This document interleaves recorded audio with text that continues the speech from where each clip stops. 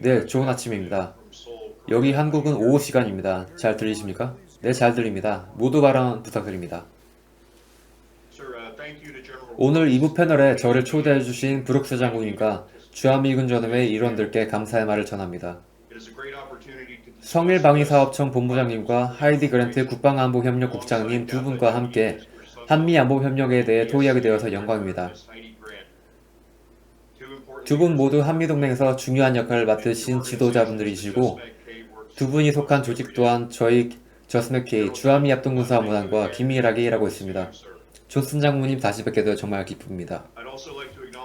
또 주한미군 전후의 자매단체인 동맹재단의 정승조 회장님 그리고 기조연설자로 나서셨고 6년째 한미전략포럼을 주최하고 계신 CSIS 회장 겸 CEO신 존 햄리 박사님께 또한 감사드립니다.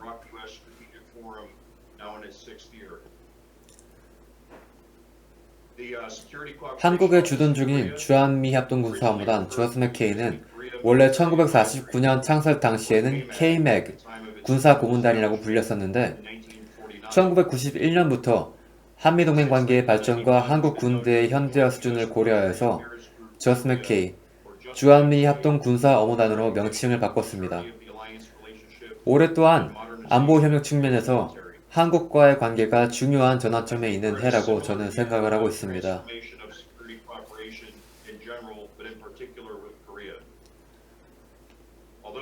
한미동맹이 전쟁의 참상과 1953년 한미상호방위 조약을 통해 맺어지긴 했지만 주한미합동군사업무단은 2019년을 기점으로 해 한국과의 안보협력 관계 70주년을 맞이했습니다. 미군의 일부로서 한국의 상주 중인 저희 저스 맥케이는 한미동맹의 국방능력을 현대화하고 발전시키기 위한 광범위한 활동과 투자에 대한 기획과 협조를 담당하고 있습니다. 역사적으로 저희 조직의 임무는 군사훈련과 지원을 한 측에 제공하는 것이었고 오늘 논의되는 여러 안보협력 기획과 실행을 맡고 있는 조직들은 이에 대한 지원을 관리하고 평가하기 위한 SCM, 안보협의회의 체제 하에서 60년대, 70년대, 80년대에 협의체와 협의기구로 시작했었습니다.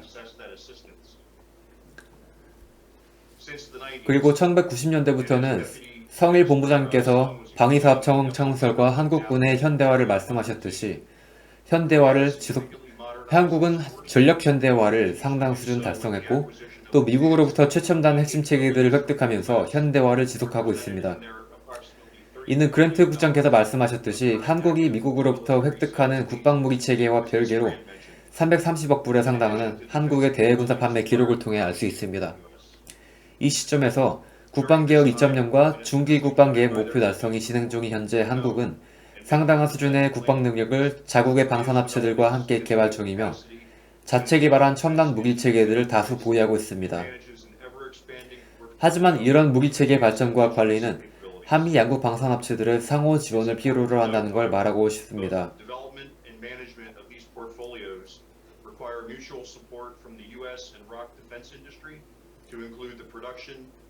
이에는 부품 생산, 통합, 그리고 지속 지원과 훈련 또한 요구합니다. 그리고 잘 알려지진 않았지만 또 중요한 것은 8천만 불에 상당하는 한미 공동 R&D 사업과 정보 공유 협약입니다. 이는 인공지능, 로봇공학, 레이저 기술, 첨단 통신 기술, 그리고 더 나아가 5G, 우주, 사이버 영역으로까지 확장되는 신기술 및 무기체계 발전에 초점을 두고 있습니다. 안보협력 확대의 또 다른 예시는 해외 비교 시험을 통과했고 현재 미 해군 수상함의 도입 여부를 검토받고 있는 비궁 유도 로켓이 있으며 브래들리 장갑차를 대체할 OMFV 장갑차 선정 경쟁에서 미 육군이 다른 세 나라 대신에 한측 방산업체를 선택한 것 또한 좋은 예시라고 할 수 있습니다.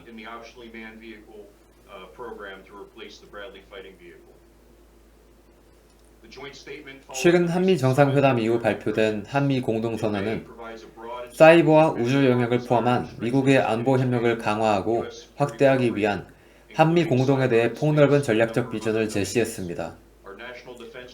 미국의 국방 전략은 동맹 및 협력국들과의 관계 강화에 초점을 두는 방향성을 고수하고 있습니다. 지난 몇 년 사이에 미국은 앞서 언급된 안보협의체의 초점과 방향성, 그리고 한미동맹의 요구사항에 보다 잘 지원하기 위한 활동들을 계획하고 강화했습니다. 52차 한미안보협의회의 SCM 공동선언에서 언급되었듯이 양 국방장관은 군사력 건설과 획득, 군수, 그리고 기술보호 분야 등을 다루는 한미협의체 간 교류 활동을 상호 운영성, 획득, 운용 유지 등 분야에서 더욱 효과적으로 활용하겠다는 공약을 재확인했습니다. 이런 활동에 대한 재조명과 방향성 조정 덕분에 한미가 보다 효과적으로 그리고 상호적으로 향상된 한미 국방 능력을 활용할 수 있었고, 또 한미 방산업체들이 한미동맹 목표 달성에 필요한 능력들을 제공할 수 있었습니다.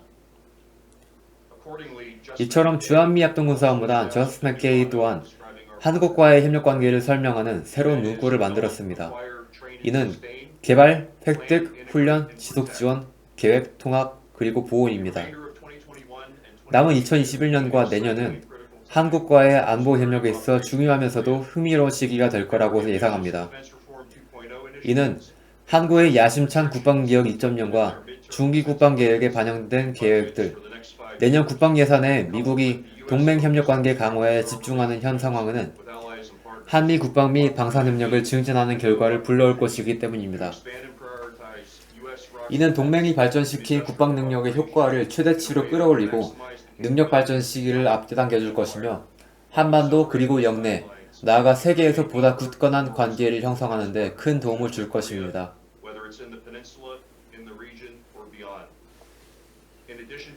그랜트 국장님과 성일 본부장님이 말씀하신 협의체들에 더해서 한국은 10월에 서울에서 아덱스 박람회를 개최할 예정입니다.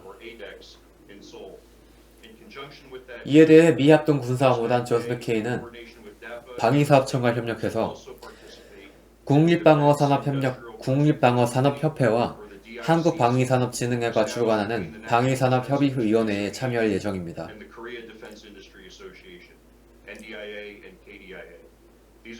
이 두 행사는 양국 정부의 정책과 방위산업협력 증진과 관련된 한미 방위업계의 노력과 우려사항들에 대한 이해를 제고할 것입니다.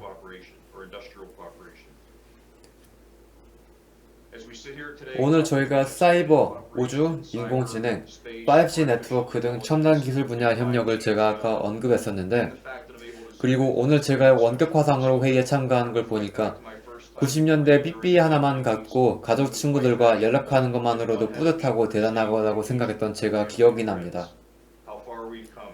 많은 기술 진보가 있었습니다.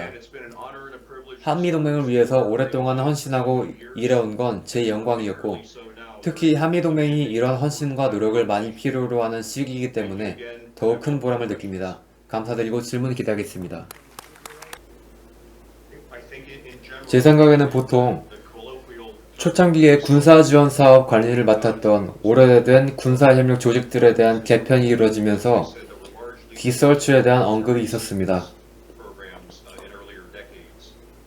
그리고 현재 진행 중인 활동에서 사이버, 우주 등 여러 영역에서의 군사협력 성공 사례는 이런 노력들의 기획과 이행을 화합하려는 노력을 요구했습니다. 또 정책과 전략을 일관적으로 통합하는 것 또한 요구됩니다.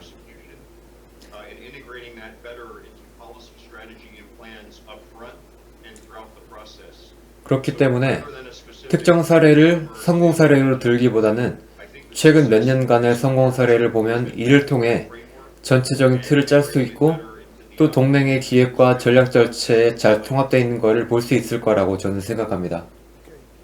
네, 감사합니다.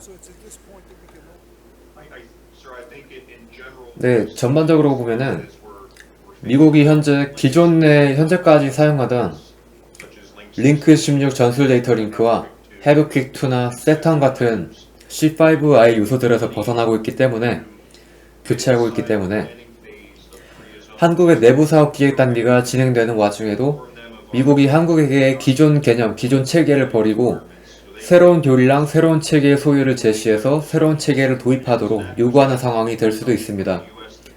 이렇게 미국의 기술체계 변화에 맞춘다면 한국은 미국한테서 어떤 능력 체계를 획득하려 할 경우에도 계획하기가 보다 더 수월해질 거라고 생각을 합니다. 또는 정책 현대화 등의 작전적 완화책 등 동맹 내부의 조정이 필요할 때에도 이를 위한 결심 지점을 선택하기가 더 쉬워질 겁니다. 그 주제는 저희가 띄엄띄엄 얘기를 하긴 했었는데, 향후 5년이 중요하다고 말했던 이유는 역내와 역외에서의 기회와 그리고 도전 과제들을 봐도 그렇고, 또 한국의 변화와 안보 협력의 방향성 재설정, 그리고 재강조하는 분위기를 보면은, 그리고 한미동맹이 여러 영역에서 진행 중인 협력 상황을 보면은 향후 5년이 한국에게 중요한 시기가 될 것이라는 걸 알 수 있습니다.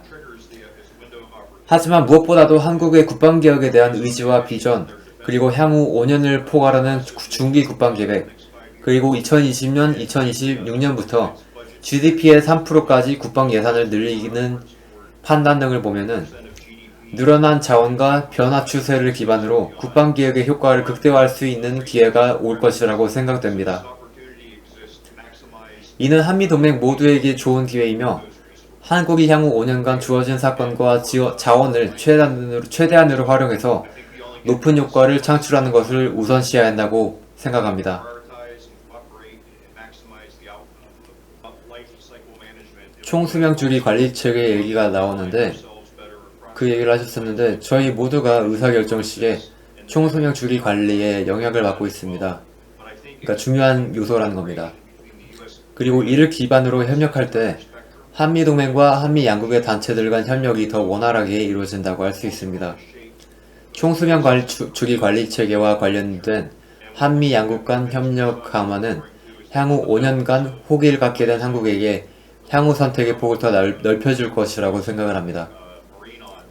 그리고 성밀 본부장님 말씀하셨던 게 총수명 주기의 근거에 성능은 다소 떨어지더라도 가장 경제적인 마리논 헬기 도입을 하셨는데, 총수명 주기에 대한 협력을 강화하게 될 경우 향후 한미 양국 간 무기체계 관련 협력 시에 더 나은 선택을 할 수 있을 것 같습니다. 네, 훌륭한 동맹은 도전 과제를 극복함으로써 더욱 훌륭한 동맹으로 발전할 수 있다고 생각하고, 오늘 토의에서 나눈 얘기를 미뤄볼 때 앞으로의 일들에 저희가 함께할 대비가 되었다고 생각합니다. 한미동맹 굳건합니다. We go together. 초대해주셔서 감사합니다.